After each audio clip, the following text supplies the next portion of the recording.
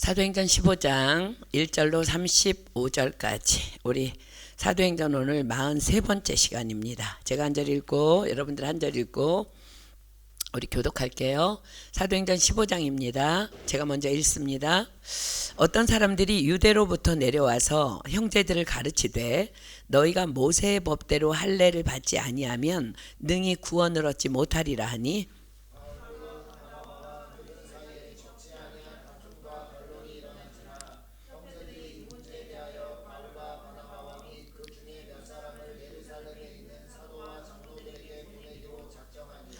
저희가 교회 전송을 받고 베니게와 사마리아로 다녀가며 이방인들의 주께 돌아온 일을 말하여 형제들을 다 크게 기쁘게 하더라.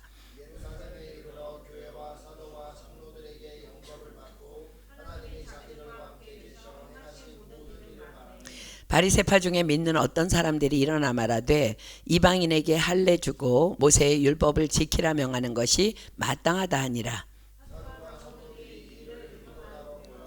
많은 변론이 있은 후에 베드로가 일어나 말하되 형제들아 너희도 알거니와 하나님이 이방인들로 내 입에서 복음의 말씀을 들어 믿게 하시려고 오래전부터 너희 가운데서 나를 택하시고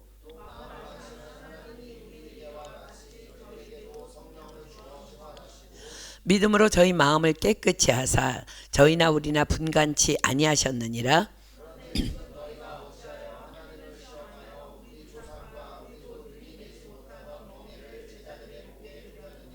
우리가 저희와 동일하게 주 예수의 은혜로 구원받은 줄을 믿노라 하니라.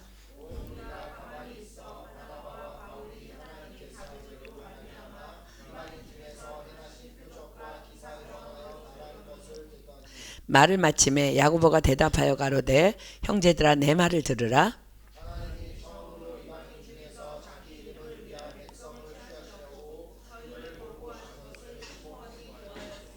선지자들의 말씀이 이와 합하도다. 기록된 바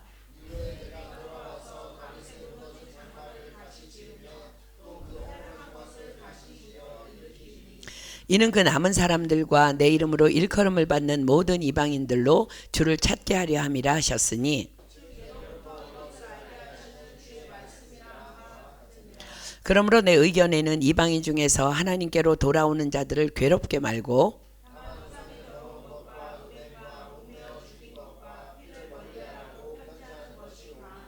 이는 예로부터 각성에서 모세를 전하는 자가 있어 안식일마다 회당에서 그 글을 읽음이니라 하더라.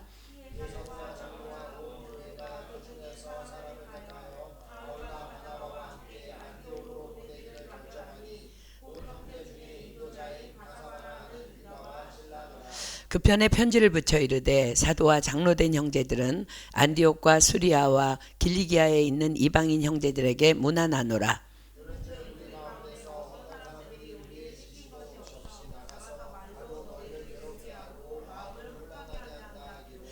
사람을 택하여 우리 주 예수 그리스도의 이름을 위하여 생명을 아끼지 아니하는 자인 우리의 사랑하는 바나바와 바울과 함께 너희에게 보내기를 일치 가결하였노라.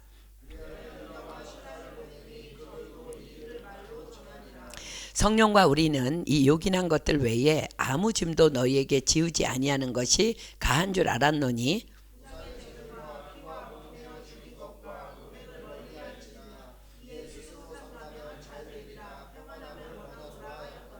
저희가 작별하고 안디옥에 내려가 무리를 모은 후에 편지를 전하니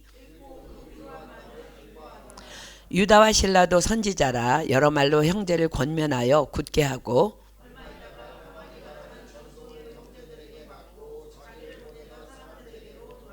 함께 읽습니다. 바울과 바나바는 안디옥에서 유하며 다수한 다른 사람들과 함께 주의 말씀을 가르치며 전파하니라. 아멘.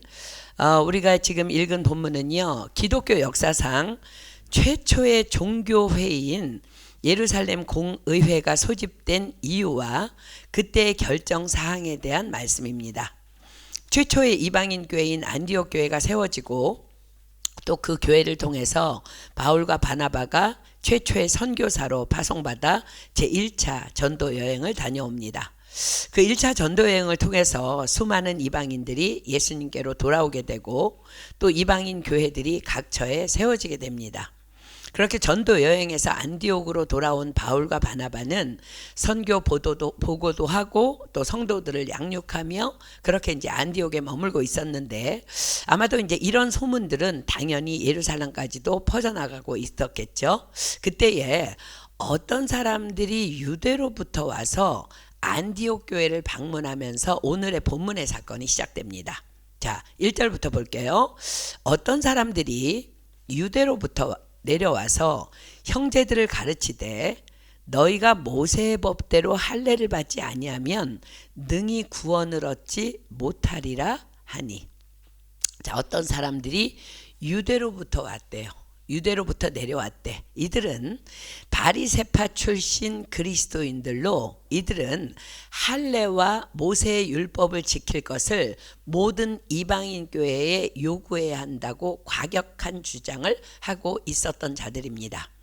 본문 24절이 증거하듯이 이들은 마치 자신들이 예루살렘 교회로부터 보냄을 받은 것처럼 행동하며 안디옥 교회까지 찾아와서 은혜의 복음을 교란시킵니다. 자, 먼저 24절 먼저 볼까요? 24절 보세요. 들은즉 우리 가운데서 어떤 사람들이 우리의 시킨 것도 없이 나가서 말로 너희를 괴롭게 하고 마음을 혹하게 한다 하기로, 그렇게 기록하죠. 자, 그들이 보냄을 받은 것처럼 슬쩍 안디옥 교회를 방문해서 안디옥 교회 형제들에게 뭐라고 가르쳤다고요? 그러니까 이렇게 공적으로 가르친 게 아니라 뒤에서 얘기한 거야. 이렇게 가르침에 다닌 거야. 아, 내가 예루살렘에서 왔는데 말이야. 아, 뭐 믿음에 대해서 얘기하는 거야. 뭐라고 가르쳤다고요? 너희가 모세의 법대로 할례를 받지 아니하면 능히 구원을 얻지 못하리라. 잘못된 확신을 가진 자들의 열심은 정말 무서울 정도로 놀랍습니다. 예루살렘에서 이곳 수리아 안디옥까지는요 약 500km 정도의 거리입니다. 당시에 차가 있던 때도 아니죠. 쉬지 않고 걸어도 보름길이 넘는 이 먼 거리를 그 얘기하겠다고, 그 말 하겠다고 달려온 거예요. 그만큼 지독한 선민의식을 가지고 있던 바리새파 유대인 그리스도인들은 이방인이 감히 구원을 받는다는 것이 그리도 달갑지 않았던 것이죠. 그러나 사랑하는 여러분, 잘 분별하십시오. 실상 이들은요 교회 안에 들어온 거짓 교사들이었습니다. 거짓 교사들이란 이미 사단의 지배하에 들어간 자들이란 말이에요. 사단의 궁극적인 목적이 뭐예요? 교회의 분열입니다. 이들이 뭐라고 가르쳤다고요? 너희가 모세의 법대로 할례를 받지 아니하면 능히 구원을 얻지 못하리라. 이들은 어쩌면 이 자신의 잘못된 지식의 확신 때문에 자신들이 지금 사단의 지배하에 있다는 것조차도 모르고 있을 수도 있습니다. 자, 이들이 가짜임을 한번 확인해 볼까요? 자, 봅시다. 구원받았다는 것은 이미 성령을 받았다는 거예요. 왜요? 성령으로 아니하고는 아무도 예수님을 주라 시인할 수 없으니까. 그런데 또 성령은 어떤 분이에요? 모든 것, 곧 하나님의 깊은 것이라도 통달하시는 분이시기 때문에 성령 받은 진짜 그리스도인들은 무엇이 진짜 구원인지 분명하게 분별할 수 있기 때문입니다. 자, 먼저 그들이 주장하는 할례가 뭐예요? 창세기 17장 9절로 10절 보겠습니다. 창세기 17장 9절로 10절. 창세기 17장 9절로 10절입니다. 하나님께서 아브라함에게 할례를 말씀하시는 부분입니다. 자, 창세기 17장 9절로 17입니다. 그들이 지금 할례를 받아야 구원받는 거야 라고 얘기한 이제 그 주장을 우리가 이제 가짜인 걸 밝히는 거예요. 창세기 17장 9절로 10절 봅니다. 하나님이 또 아브라함에게 이르시되 그런즉 너는 내 언약을 지키고 내 후손도 대대로 지키라. 너희 중 남자는 다 할례를 받으라. 이것이 나와 너희와 너희 후손 사이에 지킬 내 언약이니라.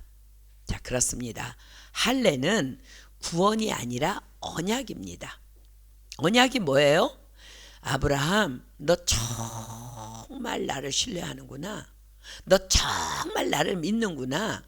난 너의 영원한 하나님이야. 그러므로 난 너를 영원히 지킬 거야. 이 사실을 잊지 않도록 내 몸에 또 자손 대대로 몸에 할례를 행하거라. 이것이 하나님과 아브라함의 언약입니다. 자, 그런데 여러분 왜 할례일까? 언약은 많은데 이마에다가 찍어도 되고 손등에 찍어도 되고 왜 할례일까? 자, 보세요.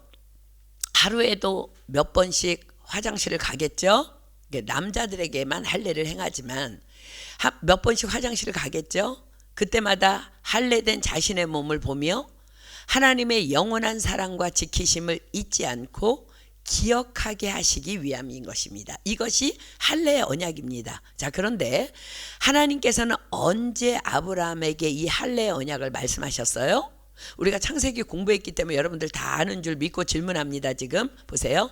자식을 주시마 약속을 받았지만 아브라함의 마음에 이젠 불가능할 것 같아 하며 소망을 잃고 있을 때에 여호와께서 아브라함에게 오셨어요. 자, 창세기 15장 5절로 6절 봅니다. 창세기 15장 5절로 6절. 주님께서 오셔서 아브라함에게 어떻게 하셨어요? 그를 이끌고 밖으로 나가 가라사대 하늘을 우러러 무뼈를 셀 수 있나 보라. 또 그에게 이르시되 내 자손이 이와 같으리라. 아브라함이 여호와를 믿으니 여호와께서 이를 그의 의로 여기시고. 소망을 잃고 있는 아브라함을 어떻게 하셨다고요? 밤에 손을 이끌고 나가서 하늘을 봐. 저 무뼈를 셀 수 있나 봐. 네 자손이 이와 같을 거야. 그런데 지금 성경이 뭐라고 기록해요? 아브라함이 여호와를 믿으니 여호와께서 이를 그의 의로 여기시고. 자, 로마서 4장 11절로 갑니다. 로마서 4장 11절. 로마서 4장 11절입니다. 신약성경 로마서 4장 11절. 저가 할례의 표를 받은 것은 무할례 시에 믿음으로 된 의를 인친 것이니 이는 무할례자로서 믿는 모든 자의 조상이 되어 저희로 의로 여기심을 얻게 하려 하심이라. 그렇습니다. 아브라함이 바랄 수 없는 중에 바라고 믿은 때는 언제예요? 하늘의 별을 봐. 자손이 그와 같을까. 근데 믿었대. 그때 아브라함이 할례를 받은 상태야, 안 받은 상태? 무할례 상태였어요. 할례는 그가 바랄 수 없는 중에 바라고 믿었기 때문에 하나님께서 너 나 이렇게 쉴래? 받은 언약인 거예요. 그렇다면 그 거짓 교사들이 주장하고 있는 너희가 모세의 법대로 할례를 받지 아니하면 능히 구원을 얻지 못하리라, 이 말이 성립이 돼요, 안 돼요? 당연히 안 됩니다. 구원은 예수님을 믿는 믿음으로 받는 것이지 몸에 할례를 행한다고 받는 것이 아닌 것입니다. 자, 주께서 우리에게 오셔서 새 언약을 말씀하셨습니다. 자, 누가복음 22장 20절입니다. 누가복음 22장 20절. 최후의 만찬 때의 사건입니다. 누가복음 22장 20절입니다. 주님께서 말씀하십니다. 저녁 먹은 후에 잔도 이와 같이 하여 가라사대 이 잔은 내 피로 세우는 새 언약이니 곧 너희를 위하여 붓는 것이라. 자, 뭐가 새 언약이라고요? 뭐가 새 언약일까? 십자가입니다. 십자가의 예수님. 그렇습니다.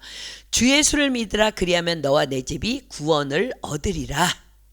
이것이 바로 우리에게 주신 새 언약인 거예요. 하나님, 내가 예수님 믿겠습니다. 그럼 영접해.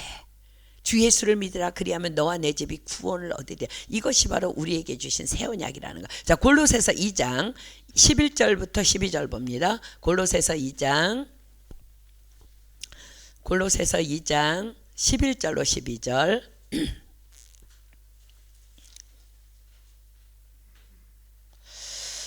골로새서 2장 11절로 12절. 또 그 안에서 너희가 손으로 하지 아니한 할례를 받았으니. 어디에서요? 십자가의 언약 안에서. 곧 육적 몸을 벗는 것이요 그리스도의 할례니라. 너희가 세례로 그리스도와 함께 장사한 바 되고 또 죽은 자들 가운데서 그를 일으키신 하나님의 역사를 믿음으로 말미암아 그 안에서 함께 일으키심을 받았느니라. 자, 그렇다면 그리스도의 할례라는 그 언약의 증표가 뭐예요? 그렇습니다. 바로 성령님의 인치심입니다. 자, 갈라디아서 6장 12절로 18절입니다. 할례는 몸에 행했어요. 그런데 우리는 뭘로 인치심을 받았다고요? 성령으로 인치심을 받았다는 거야. 갈라디아서 6장 12절로 18절입니다. 갈라디아서 6장 12절로 18절. 자, 여러분들에게 왜 이 구원에 대해서 다시 이렇게 계속 여러분들에게 확인하고 있어요? 교회 안에는 거짓 교사들이 어느 교회든지 들어올 수 있다는 거야. 그래서 여러분들이 정확한 분별력을 가져야 되는 거예요. 갈라디아서 6장 12절로 18절입니다. 무릇 육체의 모양을 내려 하는 자들이 억지로 너희로 할례 받게 함은 저희가 그리스도의 십자가를 인하여 핍박을 면하려 할 뿐이라 할례 받은 저희라도 스스로 율법은 지키지 아니하고 너희로 할례 받게 하려 하는 것은 너희의 육체로 자랑하려 함이니라. 그러나 내게는 우리 주 예수 그리스도의 십자가 외에 결코 자랑할 것이 없으니 그리스도로 말미암아 세상이 나를 대하여 십자가에 못 박히고 내가 또한 세상을 대하여 그러하니라. 할례나 무할례가 아무것도 아니로되 오직 새로 지으심을 받은 자뿐이니라. 무릇 이 규례를 행하는 자에게와 하나님의 이스라엘에게 평강과 긍휼이 있을지어다. 이후로는 누구든지 나를 괴롭게 말라. 내가 내 몸에 예수의 흔적을 가졌노라. 형제들아, 우리 주 예수 그리스도의 은혜가 너희 심령에 있을지어다. 아멘. 자, 내가 내 몸에 예수의 흔적을 가졌노라. 성령님의 인치심이에요. 이것을 예수의 흔적, 이 내가 예수의 흔적을 가졌노라, 그것을 이제 스티그마라고 하는데 에베소서 4장 30절입니다. 에베소서 4장 30절.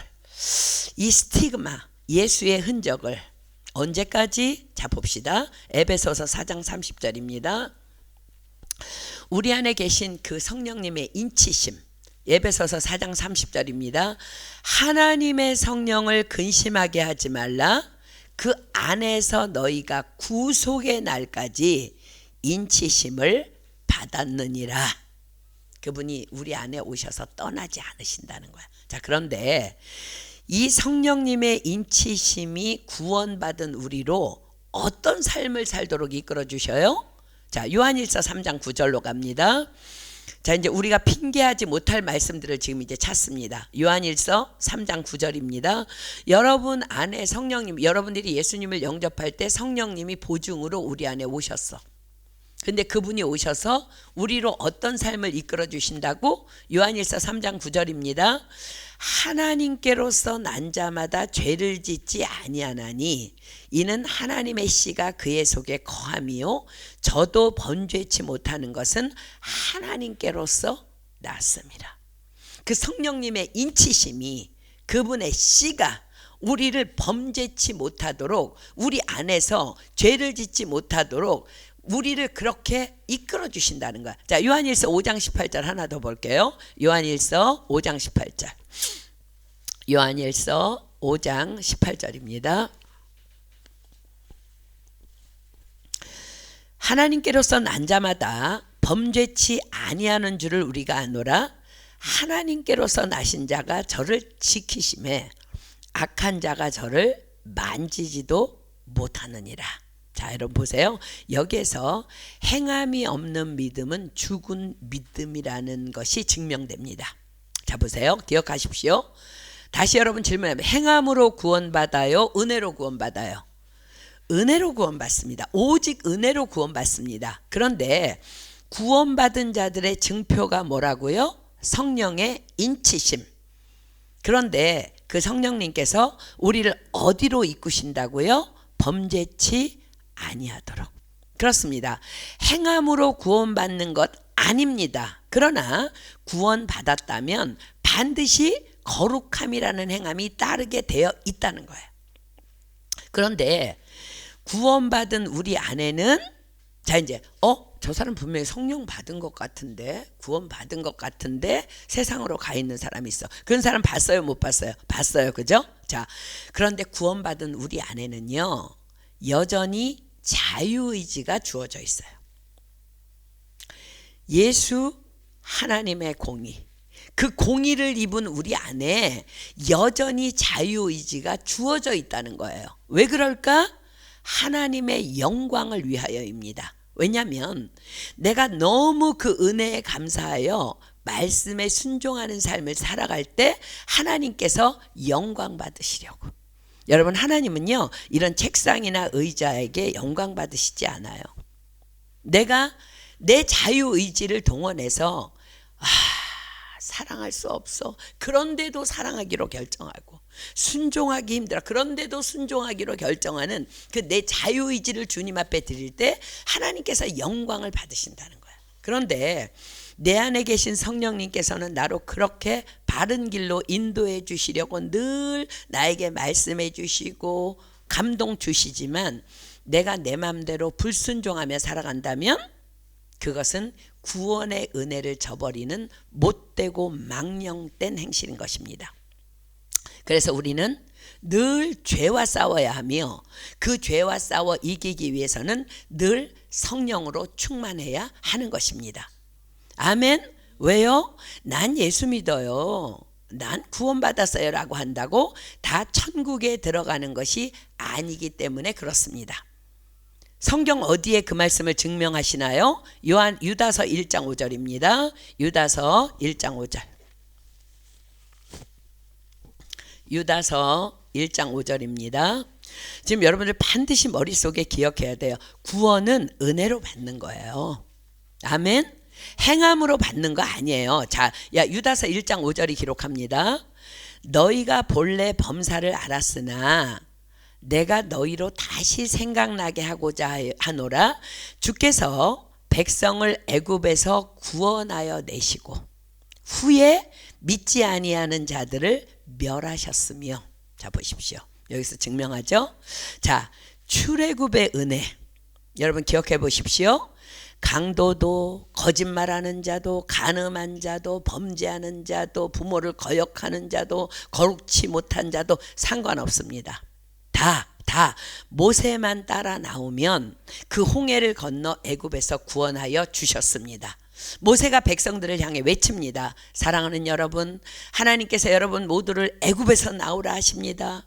이제 여러분들은 애굽의 노예 생활에서 해방될 것이며 젖과 꿀이 흐르는 가나안 땅으로 들어가게 될 것입니다. 자, 이것이 바로 주 예수를 믿으라, 그리하면 너와 내 집이 구원을 얻으리라의 하나님의 공의입니다.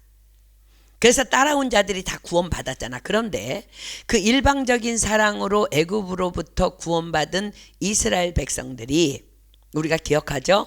잠깐의 광야 생활이 힘겹다고 그 하나님의 은혜를 저버리고 감사는커녕 원망하고 불평하기 시작합니다. 네? 잠깐이라고요? 선교사님, 40년이에요. 40년. 그게 잠깐이라고요? 질문하고 싶은 사람이 있습니까? 아니요. 원래 광야길은 10하루길이었습니다. 자, 신명기 1장 2절 봅니다. 신명기 1장 2절. 신명기는 광야의 생활 40년을 마감하면서 모든 남아있는 이스라엘 백성들 2세들에게 모세가 설교한 내용이에요. 자, 신명기 1장 2절 보십시오. 설교를 시작하면서 뭐라고 먼저 시작해요? 호렙산에서 세일산을 지나 가데스 바네아에까지 10하루길이었더라. 자, 그들이 출발해서 홍해를 건너서 가데스 바네아, 이제 요단강을 건너기 전까지 10하루길이었대요. 자, 아니 어린아이 노인 포함해서 약 200만 명의 이동이기 때문에 넉넉히 잡아서 한 달 걸리지 않을까요? 아니, 그걸 1년이라고 넉넉히 잡는다 해도 그들은 원망과 불평으로 40년을 광야에서 머물러야 했던 것입니다. 왜냐하면 원망과 불평이 있을 때마다 모세는 엎드려야 했고, 하나님께서는 모세를 통해 그들을 가르치셔야 했고, 다시 가나안 땅의 약속을 상기시켜 주시었기 때문에 그렇습니다. 그러나 그럼에도 불구하고 끊임없는 불평과 원망으로 결국 홍해를 건넌 200만 명 중에 여호수아와 갈렙을 제외한 모든 사람들이 다 광야에서 죽임을 당하고 요단강을 건너 가나안으로 들어간 자는 광야 2세들과 단 2사람 여호수아와 갈렙뿐이었음을 우리는 분명히 기억하고 있습니다. 예수님께서도 말씀하셨죠. 인자가 올 때에 세상에서 믿음을 보겠느냐. 자, 광야에서 구원받은 자의 숫자가 몇 명이라고요? 광야는요, 교회를 의미해요. 우리가 예수 그리스도를 믿고 저 가나안 복지 천국에 들어가기 위해서 통과해야 되는 이 교회 생활. 자, 광야에서 구원받은 자의 수가 몇 명이라고요? 단 2명입니다. 그렇습니다. 구원은 200만 대 1라는 말씀이에요. 정신 똑바로 차려야겠죠. 그래서 사도 바울도 이렇게 고백하고 있습니다. 고린도전서 9장 27절입니다. 고린도전서 9장 27절. 그러나 저는 우리 사랑하는 은혜교회 성도 모두는 다 그 땅에 들어갈 줄 믿습니다. 아멘. 고린도전서 9장 27절입니다. 사도 바울이 두렵고 떨리는 마음으로 이렇게 고백해요. 내가 내 몸을 쳐 복종하게 함은 내가 남에게 전파한 후에 자기가 도리어 버림이 될까 두려워함이로라. 자, 다시 구원에 대해서 정리해 볼게요. 구원은 전적인 하나님의 은혜로 받는 것입니다. 아멘이죠? 우리 예수님을 믿으면 돼. 그분의 구원을 믿으면 돼. 그분의 십자가를 믿으면 돼. 그분의 죄사함을 믿으면 돼. 그거는 그냥 뭐 내가 해야 될 일이 없어. 그냥 믿는 거예요. 전적인 하나님의 은혜로 받는 것입니다. 자, 거짓 교사들의 가르침처럼 결코 율법을 지켜야 구원을 받는다거나 할례를 받아야 구원을 받는다, 다 가짜 복음입니다. 행함이 있어야 구원받는다, 다 가짜 복음입니다. 그러나 구원받은 우리의 삶은 당연히 무엇이 따라야 한다고요? 거룩한 행실. 그러므로 구원받은 자들에게 행함이 따라오는 것이지 행함이 구원이 아니라는 거야. 아멘입니까? 자, 다시 본문으로 돌아갑니다. 거짓 교사들의 잘못된 가르침으로 인해서 안디옥 교회 안에 적지 않은 분란이 일어나기 시작합니다. 자, 본문 2절입니다. 바울과 바나바와 저희 사이에 적지 아니한 다툼과 변론이 일어난지라 형제들이 이 문제에 대하여 바울과 바나바와 및 그 중에 몇 사람을 예루살렘에 있는 사도와 장로들에게 보내기로 작정하니라. 자, 보세요. 거짓 복음을 전하는 사람들과 바울과 바나바와의 격한 논쟁이 있었다는 거예요. 당연히 바울과 바나바는 화가 날 수밖에 없었겠죠. 아니, 이 자들이 감히 뭔데 이 다른 교회도 아니고 안디옥 교회에 들어와서 엉뚱한 복음을 얘기해. 구원은 오직 은혜로 받는 건데 뭐라고 할례를 받아야 구원을 받는다고? 자, 훗날 바울은 이때를 기억하며 갈라디아에 있는 교회들에게 편지합니다. 갈라디아서 5장 2절과 6절입니다. 왜요? 거짓 교사들은 안디옥에만 들어오지 않을 거니까. 갈라디아의 모든 교회들도 들어갈 거니까. 자, 편지합니다. 갈라디아서 5장 2절과 6절입니다. 보라, 나 바울은, 갈라디아서 5장 2절 먼저 볼게요. 보라, 나 바울은 너희에게 말하노니 너희가 만일 할례를 받으면 그리스도께서 너희에게 아무 유익이 없느니라. 6절, 그리스도 예수 안에서는 할례나 무할례가 효력이 없되 사랑으로서 역사하는 믿음뿐이니라.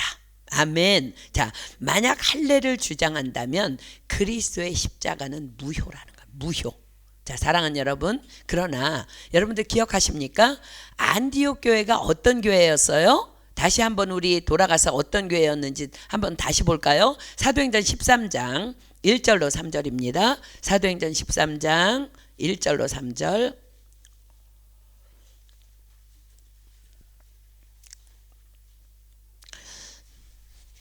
안디옥 교회가 어떤 교회였는지 우리 다시 기억하기 위해서 봅니다. 사도행전 13장 1절로 3절. 안디옥 교회에 선지자들과 교사들이 있으니 곧 바나바와 니게르라 하는 시몬과 구레네 사람 루기오와 분봉왕 헤롯의 젖동생 미나인과 및 사울이라 주를 섬겨 금식할 때에 성령이 가라사대 내가 불러 시키는 일을 위하여 바나바와 사울을 따로 세우라 하시니 이에 금식하며 기도하고 두 사람에게 안수하여 보내니라. 자, 안디옥 교회는 말씀과 기도, 금식, 말씀과 기도, 금식, 이것이 안디옥 교회였다는 거야. 자, 그렇습니다. 안디옥 교회는 무슨 일이든지 온 교회가 함께 하나 되어 금식하며 하나 되어 기도하며 성령님의 인도함을 받아 결정하는 교회였습니다. 게다가 안디옥 교회 교인들은 대부분 다 성령을 받은 사람들입니다. 바리새파 그리스도인과 바울과 바나바의 다툼과 논쟁 안에서 안디옥 교회 성도들은 빨리 지혜롭게 결정합니다. 저 바리새파 그리스도인들이 지금 억지를 부리고 있구나. 그러므로 이 일은 성령님께서 멈추어 주셔야만 가능한 일이겠구나. 왜요? 자, 잠언 29장 9절 한번 펴보세요. 잠언 29장 9절. 잠언 29장 9절입니다. 잠언 29장 9절입니다. 지혜로운 자와 미련한 자가 다투면 지혜로운 자가 노하든지 웃든지 그 다툼이 그침이 없느니라. 이들이 작정하고 교회를 분열시키고 교란시키기 위해서 들어왔어요. 그 어떤 말로도 그들은 설득되지 않아요. 그러니까 안디옥 교회 교인들은요, 빨리 지혜를 이거 끝날 일 아니구나. 자, 그래서 어떻게 했을까? 자, 다시 본문 2절 다시 볼게요. 바울과 바나바와 저희 사이에 적지 아니한 다툼과 변론이 일어난지라 형제들이 이 문제에 대하여 바울과 바나바와 및 그 중에 몇 사람을 예루살렘에 있는 사도와 장로들에게 보내기로 작정하니라. 근데 이들은 늘 무엇으로 결정한다고요? 말씀과 기도, 금식, 성령입니다. 자, 보세요. 형제들이 이 문제에 대하여 형제들이라고 기록합니다. 바울도 바나바도 거짓말하는 그들도 다 주님 안에서 한 형제라는 거야. 한 아버지의 안에서 거듭난 한 형제라는 거야. 그래서 그들은 다툼과 변론을 이제 멈추고 함께 금식하며 함께 기도하며 이 문제를 성령님께 의탁했음을 의미합니다. 자, 그리고 그렇게 성령님의 인도하심에 따라 이 문제를 예루살렘에 있는 사도들과 장로들과 함께 의논하기로 결정합니다. 가장 선하고 아름다운 결정이죠. 이 지혜로운 일로 가장 먼저 어떤 일이 일어났을 것 같아요? 안디옥 교회 안에 여러분 어떤 일이 일어났을까? 그렇습니다.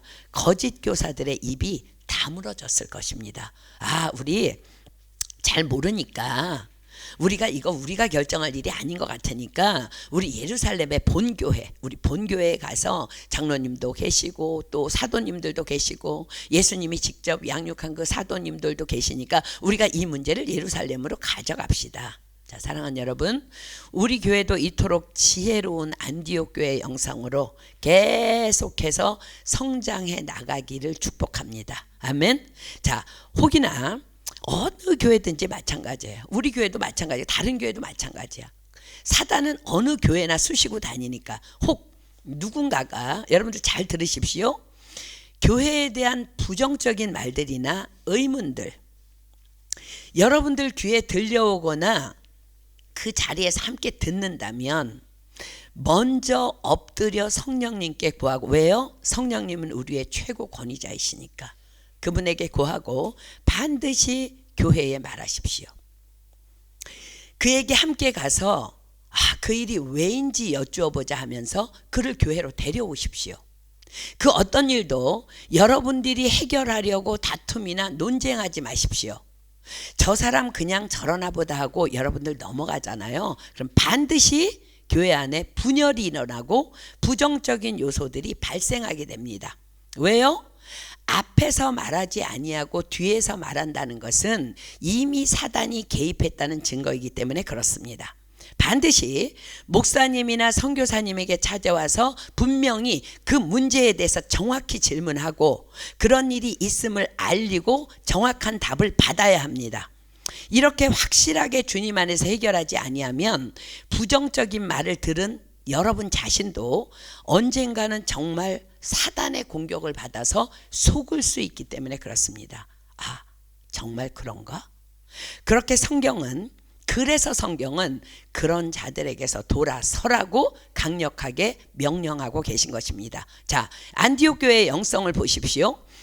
거짓 교사들도 형제, 바른 교훈을 가르치려 애쓰지만 도대체 통하지 않아서 애타하는 바울과 바나바도 다 형제입니다.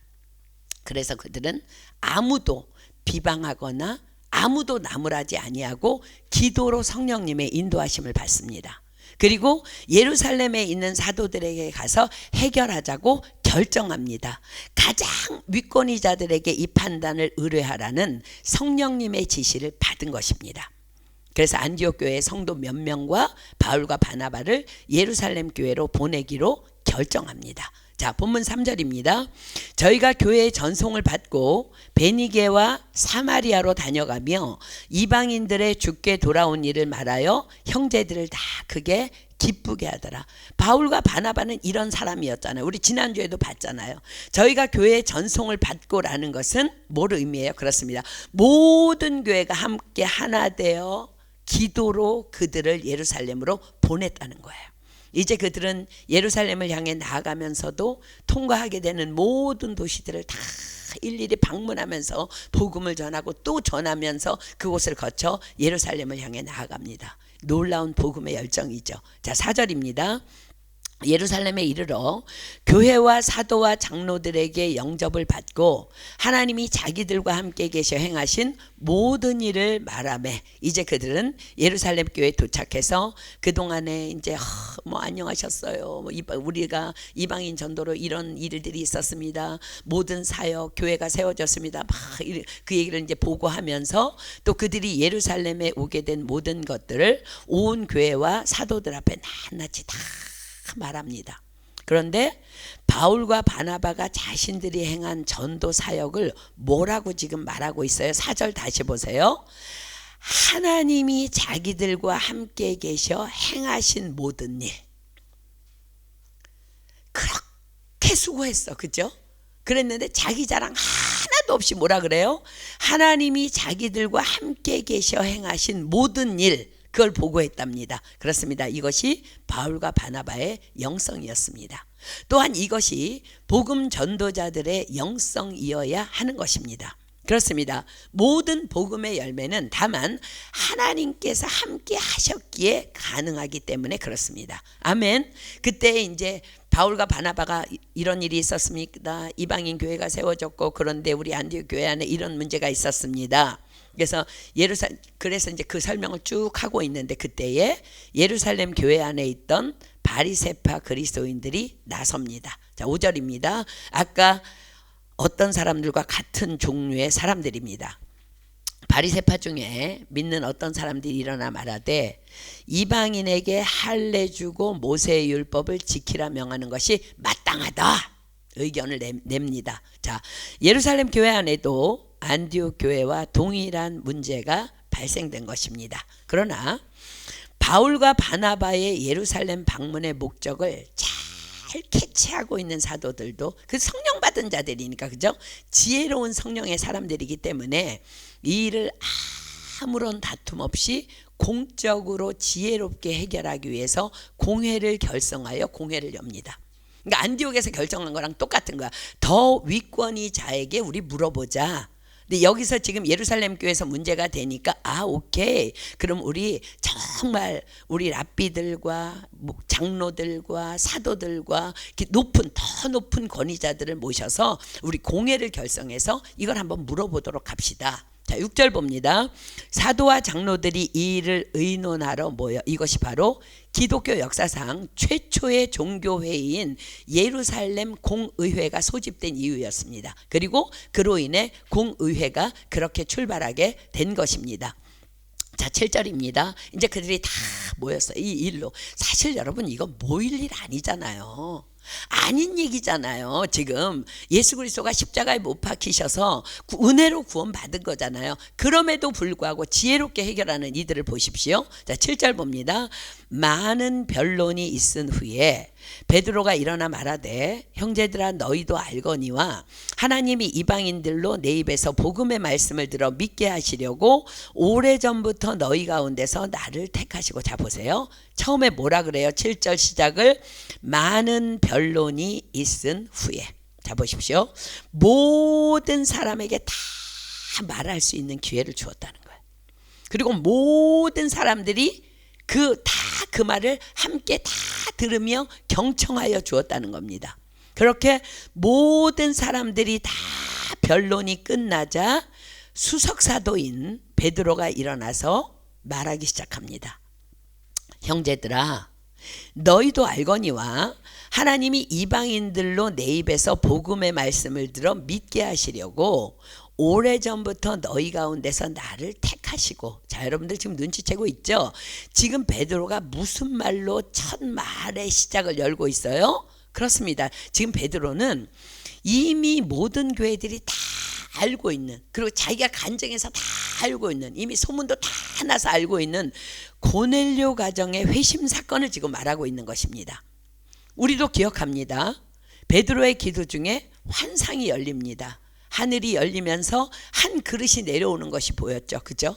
큰 보자기 갖고 내 귀에 메어 땅에 그것이 드리웠는데 그 안에 뭐가 있어요?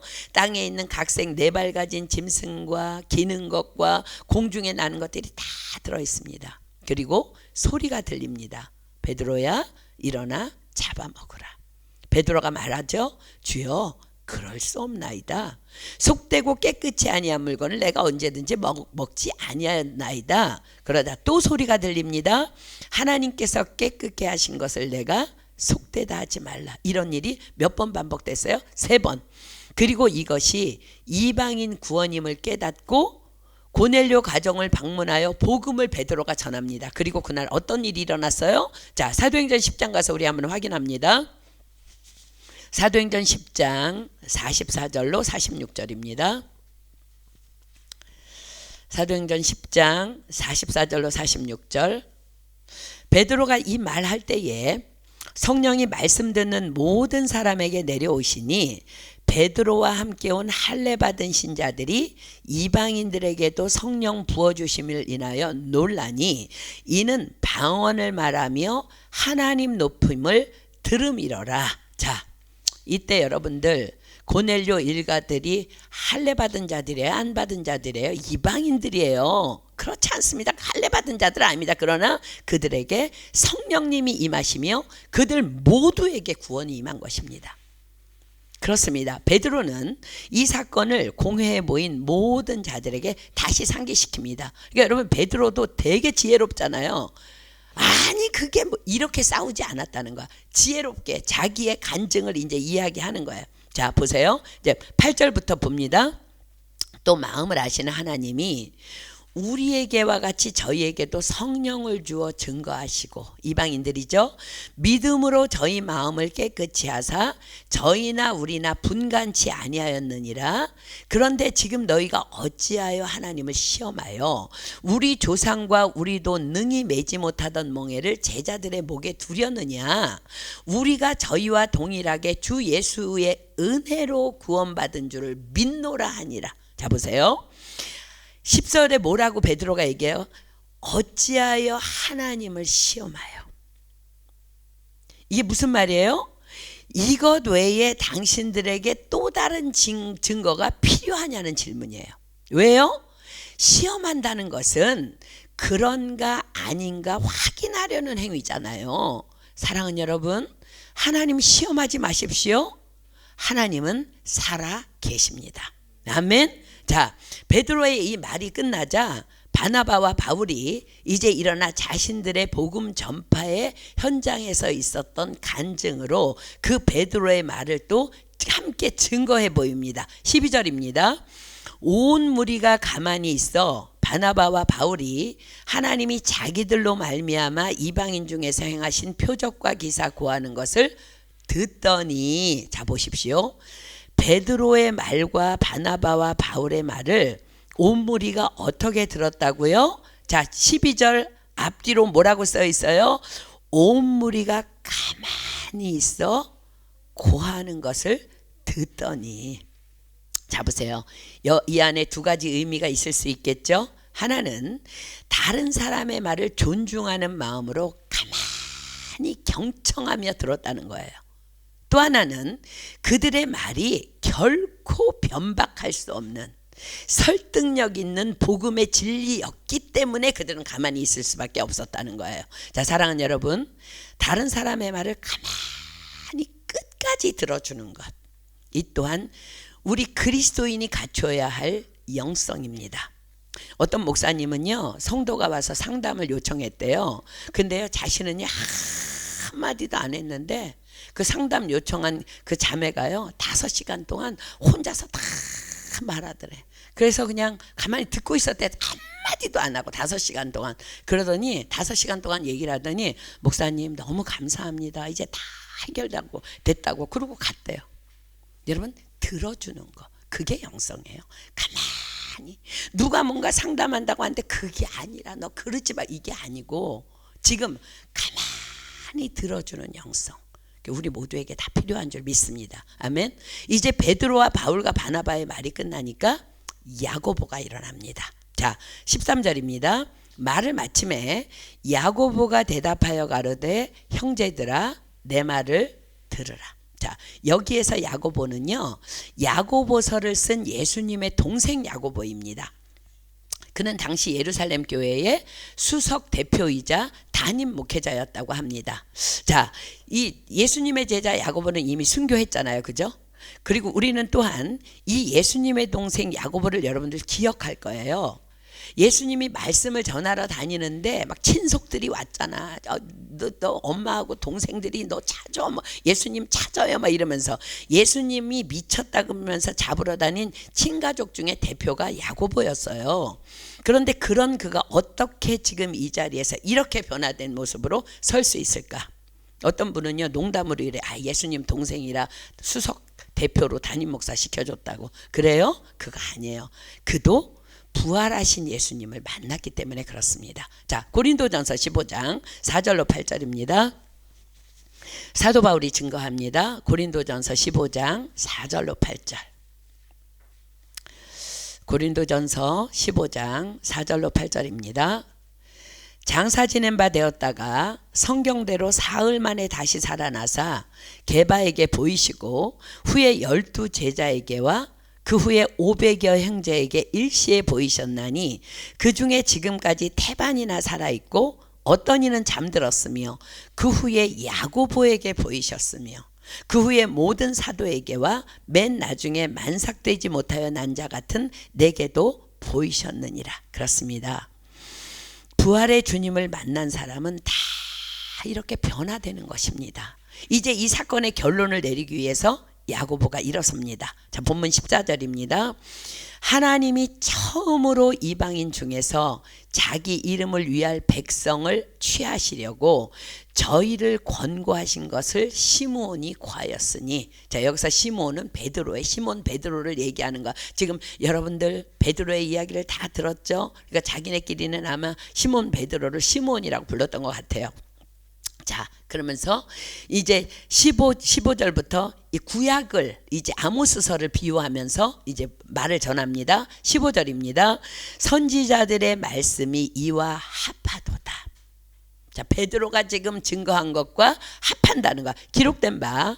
이후에 내가 돌아와서 다윗의 무너진 장막을 다시 지으며 또 그 퇴락한 것을 다시 지어 일으키리니 이는 그 남은 사람들과 내 이름으로 일컬음을 받는 모든 이방인들로 주를 찾게 하려 함이라 하셨으니 즉 예로부터 이것을 알게 하시는 주의 말씀이라 함과 같으니라. 자, 야고보는 베드로와 바울과 바나바의 말을 구약의 아모스서의 예언을 통해서 분명한 진리로 자리매김합니다. 자, 16, 17절의 내용이 아모스서 9장입니다. 자, 아모스서 9장으로 가볼게요.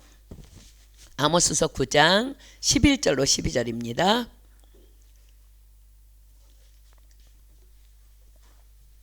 구약성경 아모스 9장 11절 12절. 지금 야고보가 말한 구약의 예언입니다. 아모스서 9장 11절 12절. 그날에 내가 다윗의 무너진 천막을 일으키고 그 틈을 막으며 그 퇴락한 것을 일으켜서 옛적과 같이 세우고 저희로 에돔의 남은 자와 내 이름으로 일컫는 만국을 기업으로 얻게 하리라. 이방인에 대한 얘기죠. 이는 이를 행하시는 여호와의 말씀이니라. 다윗의 무너진 장막 다시 짓고 일으킨다는 것은 그리스도 메시아의 오심으로 다윗의 예언은 성취될 것이며 이스라엘은 회복될 것이며 또한 그 회복은 이방인에게까지 이를 것이라는 아모스서의 예언입니다. 이제 아무도 변박할 수 없는 이 진리 앞에서 야고보는 그 공회의 대표자로서 이방인과 유대인 서로를 위한 4가지 규정을 제시합니다. 자, 19절입니다. 본문 19절. 그러므로 내 의견에는 이방인 중에서 하나님께로 돌아오는 자들을 괴롭게 말고 할례를 행해야 된다는 둥 만다는 둥 괴롭게 하지 말고 20절. 다만 우상의 더러운 것과 음행과 목매어 죽인 것과 피를 멀리하라고 편지하는 것이 가하니. 자, 이제 이 공식 공회를 통해 모세의 의식 율법이 아닌 4가지 제한 규정이 선포됩니다. 뭐가 4가지예요? 다만 우상의 더러운 것과 음행과 목매어 죽인 것과 피를 멀리하라. 자, 우상의 더러운 것은 우상에게 바쳐진 음식을 말해요. 우상에게 바쳐진 것이라 하여서 그것이 신학적으로 먹지 말아야 하는 음식은 아닙니다. 왜냐하면 우상이란 실제로 세상에 존재하지 않기 때문입니다. 그러나 그것을 먹으면 함께 식탁교제를 해야 하는 각 도시 안에 있는 유대인 기독교인들을 멀리하게 만드는 결과를 낳을 거예요. 음행은 이방인들 가운데 아무렇지도 않게 행하고 있는 근친 결혼에 대한 것입니다. 이것은 하나님께서 금한 것이기에 음행을 피하러 규정합니다. 목매어 죽인 것과 피를 먹지 말라는 규정은요, 생명 존중의 정신을 지킬 것에 대한 규정입니다. 자, 이제 이 4가지 규정은요, 이것까지 오늘 다 하면은 이제 안 끝나니까 이 4가지 규정은 다음 주에 더 구체적이고 자세하게 따로 떼어서 공부하도록 하겠습니다. 자, 이 4가지 규정에 대한 결론을 먼저 말씀드리자면, 이러한 규정은 그 안에 신학적인 요소도 담겨 있지만 행동 면에 있어서 주로 문화와 관련된 것들이에요. 그러므로 그리스도인들이 서로 화목하기 위해서 지켜야 하는 문화, 또 화목과 말씀을 지키기 위해서 버려야 하는 문화에 대해서 지금 말하고 있는 거예요. 그러므로 이러한 규정은 이러니 저러니 변론을 떠나서 예루살렘 교회와 바울 일행이, 이방인 교회를 책임지고 있는 바울 일행이 모두 겸손한 마음으로 수용할 때 가능한 것입니다. 그렇습니다. 그들은 모두 이 중요한 결정을 하면서 결코 독단적이지 않았음을 오늘 본문은 우리에게 분명하게 보여주시고 가르쳐 주십니다. 이 규정은 다만 진리 안에서 사람과 문화를 이해하고 받아들여야 하는 것, 그리고 거부해야 하는 것을 결정한 것이었기 때문이기도 했습니다.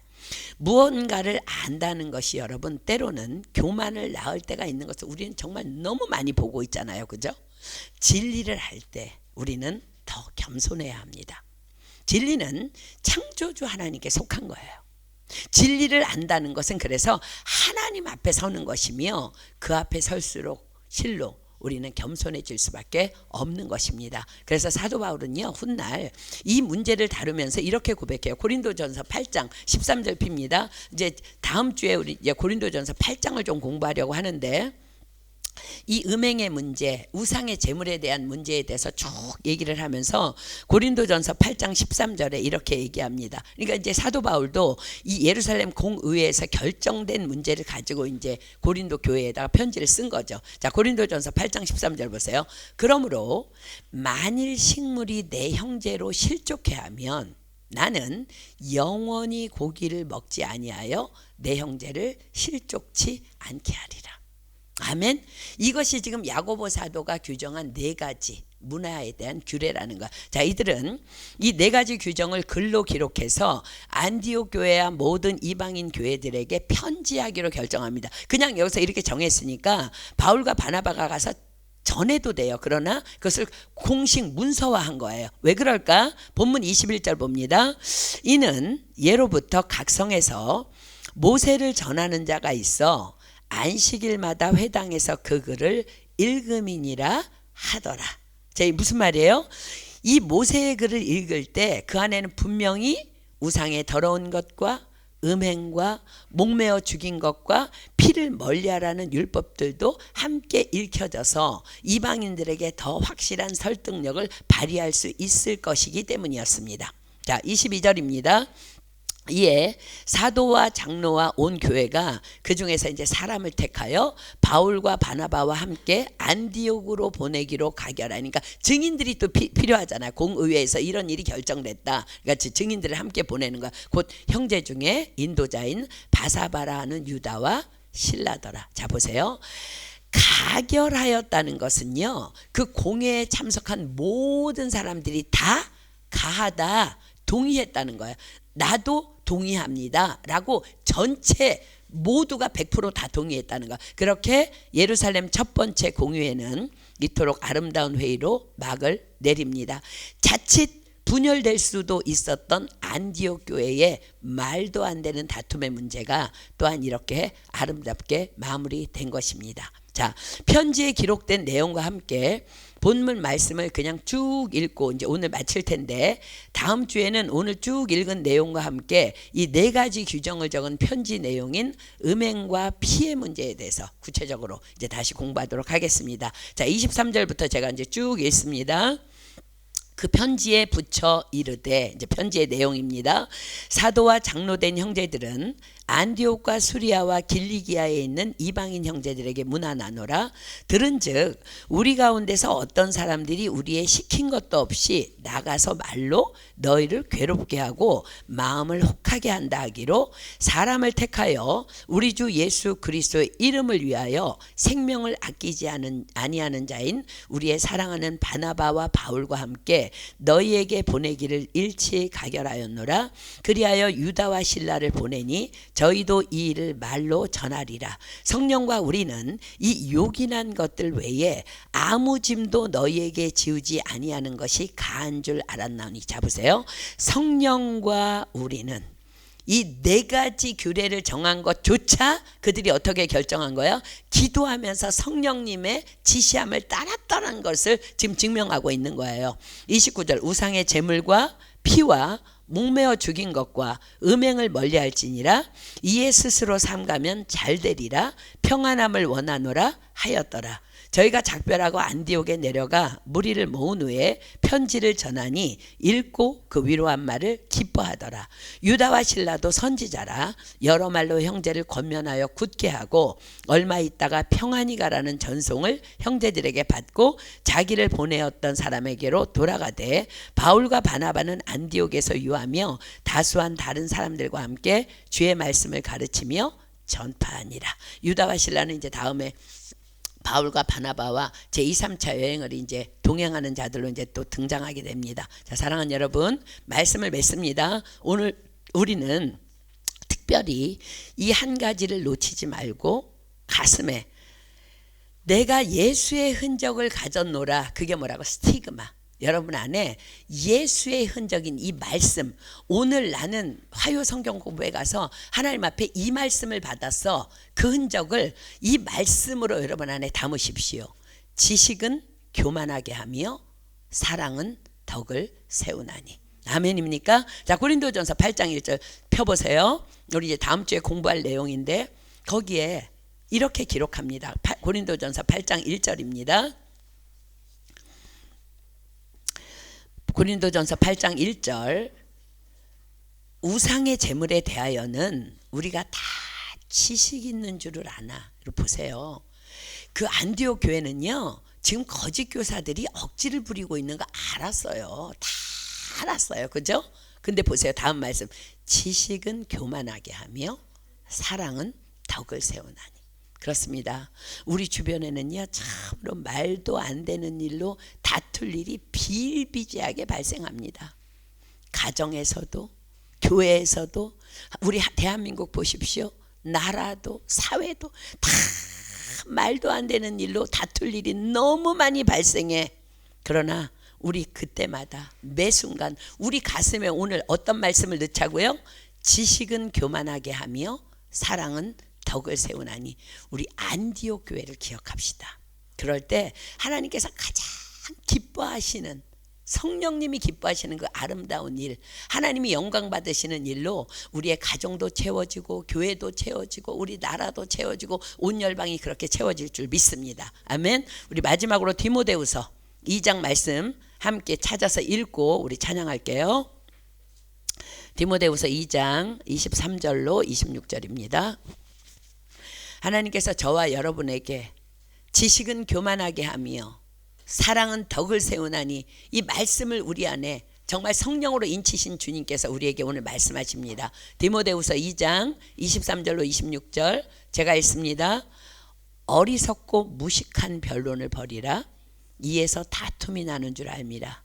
마땅히 주의 종은 다투지 아니하고 모든 사람을 대하여 온유하며 가르치기를 잘하며 참으며 거역하는 자를 온유함으로 징계할지니 혹 하나님이 저희에게 회개함을 주사 진리를 알게 하실까 하며 저희로 깨어 마귀의 올무에서 벗어나 하나님께 사로잡힌 바 되어 그 뜻을 좇게 하실까 함이라. 아멘. 아멘. 우리 찬양하고 기도하겠습니다. 우리가 이 일을 위해서 지식은 교만하게 하고 사랑은 덕을 세우나니, 이 말씀으로 우리가 세상의 빛과 소금의 역할을 감당하기 위해서는 여러분의 모든 시선을 환경으로부터 하나님을 바라봐야 돼요. 내게 있는 그 시선을 주님께로 향할 때 우리에게 이 역사들이 일어나는 줄 믿습니다. 우리 오늘 이 시선 찬양하면서 여러분의 정말 교만이 다 부서지고 녹아지고 깨어져서 정말 우리 안디옥 교회의 영성으로 정확하게 철저하게 무장돼서 이 자리에서 일어나기를 예수님의 이름으로 축복합니다. 우리 찬양합니다.